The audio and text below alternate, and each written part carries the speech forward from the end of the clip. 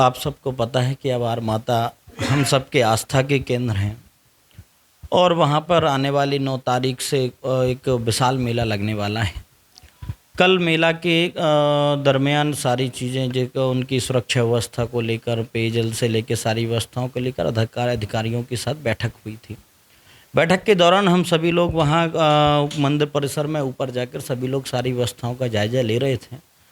उसी समय क्या है कि जब हम लोग अवार माता में ऊपर यहाँ से जाते हैं तो सीढ़ियों के बाद हमारी जो लोधेश्वर मंदिर है, लोधेश्वर मंदिर के एक चैनल हमारी सामने वाली सीढ़ियों पे है और एक जब हम लोग वहाँ से ऊपर घूम के परिक्रमा करके आते हैं दूसरी चैनल उस साइड से है।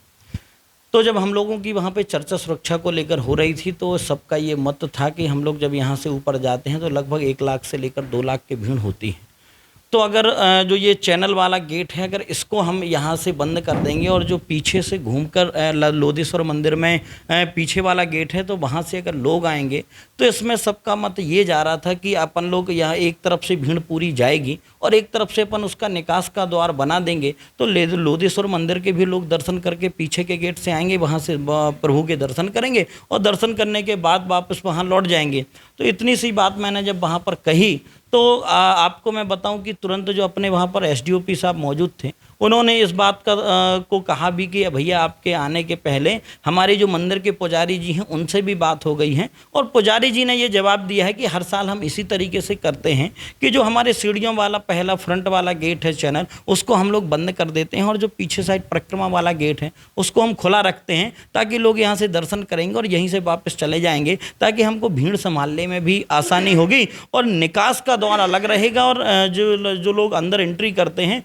उनका एक द्वार अलग रहेगा ताकि व्यवस्थाएं बनी रहेंगी। केवल इतनी से एक बात हुई थी, लेकिन उसके बाद कल से जब सोशल मीडिया पे आज सुबह हमारे पास बहुत सारे लोगों के फ़ोन आए, हमने सोशल मीडिया पर देखा है कि लोग अनर्गल पोस्ट कर रहे हैं। मैं केवल अपने लोधी समाज के सभी प्रबुद्ध जन, सम्मानीय जन और प्रेमी स्नेही जनों से मैं बड़े विनम्रता के साथ आग्रह करना चाहता हूं कि मैं भी एक समाज का जिम्मेदार नागरिक हूं, जनप्रतिनिधि होने के नाते आप सबसे भी मैं आग्रह करना चाहता हूं कि मैं क्या हिंदू समाज का कोई भी व्यक्ति इस बात को कभी नहीं कह सकता है कि मंदिर में ताला डाल दो, और अगर इस बात की कोई पुष्टि कर देता है तो मैं पूरे समाज से ये माफ़ी मांगने को तैयार हूँ। लेकिन मैं आप सबसे भी एक आग्रह करना चाहता हूँ, क्या समाज में इस प्रकार का जहर घोलने वाले व्यक्तियों पर भी क्या कार्रवाई नहीं होनी चाहिए? मैं उनसे भी एक बार समाज से भी पूछना चाहता हूँ और संपूर्ण जो हमारे लोधी समाज के प्रबुद्ध जन हैं, वरिष्ठ जन हैं, उनसे भी मैं बड़ी विनम्रता से आग्रह करना चाहता हूं कि जो जिन्होंने ये फेसबुक पर डाला है,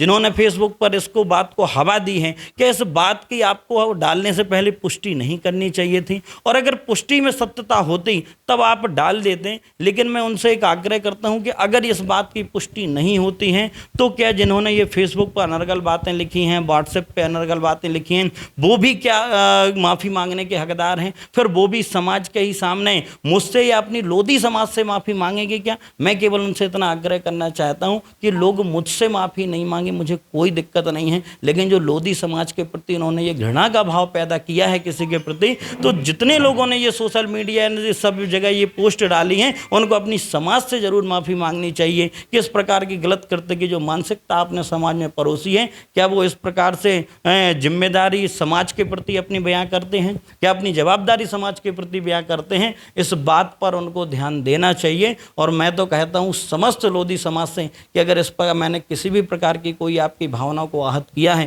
तो मुझे माफ़ी मांगने में कोई संकोच नहीं, क्योंकि आप सब मेरे परिवार के लोग हैं। लेकिन एक मेरा आग्रह ये भी है कि अगर इस बात की पुष्टि नहीं होती है और इस प्रकार की कोई बात अगर मैंने नहीं कही है तो आपको भी, जो आपके जो समाज के लोग या अन्य लोग इस प्रकार की पोस्टें डाल रहे हैं, तो फिर उन्हें भी समाज के सामने आके अपनी जिम्मेदारी भी बतानी चाहिए और जवाबदारी भी बयां करनी चाहिए। टीकमगढ़ शहर में आ गया है पहला सैमसंग शोरूम, जिसमें आपको मिलेंगे सैमसंग के सभी मोबाइल फोन, टैबलेट एवं ओरिजिनल एसेसरीज। साथ ही नए ऑफर के साथ फाइनेंस सुविधा भी उपलब्ध है। तो विजिट करें Samsung exclusive store, Satya enterprises, पता वर्धमान शोरूम के पास, स्टेट बैंक चौराहा, टीकमगढ़। संपर्क करें मोबाइल नंबर 9993457682 पर।